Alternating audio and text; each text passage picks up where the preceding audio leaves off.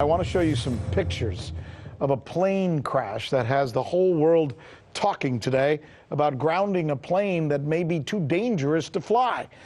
All right, there's 157 people who died on this Boeing 737 MAX 8 when it crashed after takeoff from Addis Ababa on Sunday. See right there the pictures? It was the second time in less than 6 months now that a brand new 737 MAX 8 was involved in a fatal incident after a flight from Indonesia went down in October.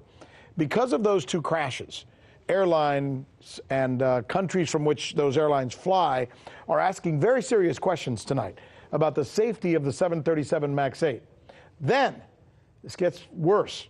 Even more questions started to get raised when it was revealed that the pilot of the Ethiopian plane that crashed, he had flight control issues, verifiable flight control issues, right? The operation of the plane. So this morning, countries all over the world have begun grounding their Boeing 737 MAX 8s. In fact, here, we've put a list together for you so you could see it. There they are, right? Australia, Austria, France, Germany, Ireland, Italy, Malaysia, the Netherlands, Oman, Poland, Singapore, UK. They're all saying, sorry, that plane's not flying over our country. Now, what's going on here in the United States? Well, Boeing, who made the plane, and at least 3 airlines who fly them are saying they're sticking to their guns. Sorry. We're going to continue to fly the plane, including American Airlines, Southwest Airlines, United Airlines. They got a ton of these things in their fleet. Joining us now, our legal analyst, Lionel, to help us understand what kind of legal exposure might exist here for some of these U.S. airlines who I know have customers calling them and saying, hey, I'm a little uncomfortable going on this plane. Can you switch me to another plane? I know, because I called American Airlines today, and they told me, Lionel, no, sorry, you got to book another flight. That's going to be another $500 or $600. You got to fly on that plane, whether you like it or not. We think it's safe. Lionel? That is going to be precisely somewhere in, of course, Rick, the terms and conditions of your agreement that nobody ever reads. In fact, when you get your ticket, it shows you the plane and the number and the type and the stuff. You don't care about that. That's number one. The carrier also says, this is not our issue, it's Boeing's issue. Now, let me say this, and I'm not trying to be in any way cute or not comical here.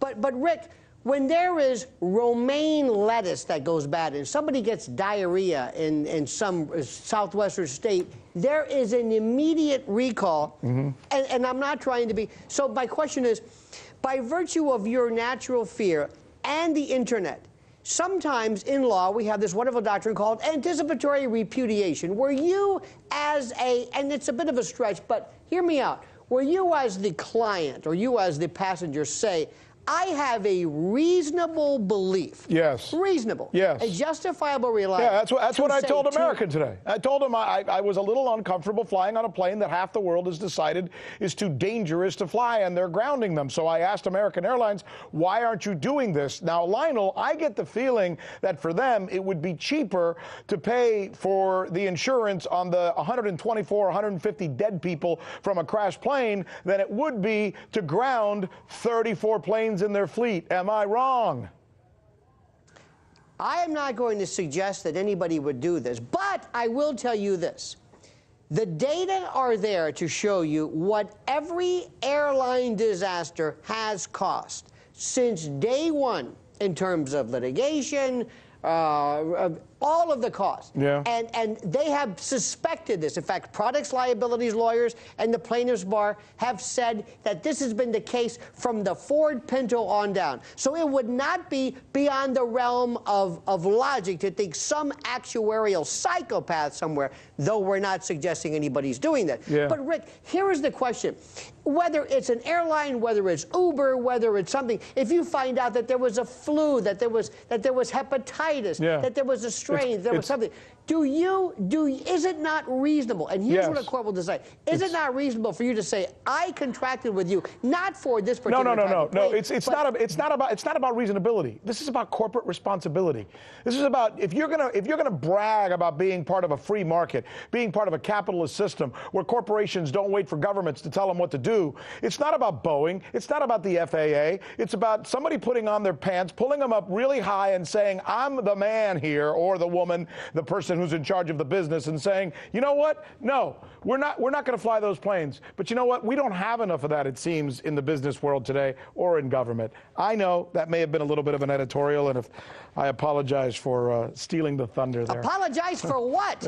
may you never go into a courtroom, and may never anybody have to see that. Thank you, Lionel. I appreciate it. Good conversation, my friend. Thank you, sir.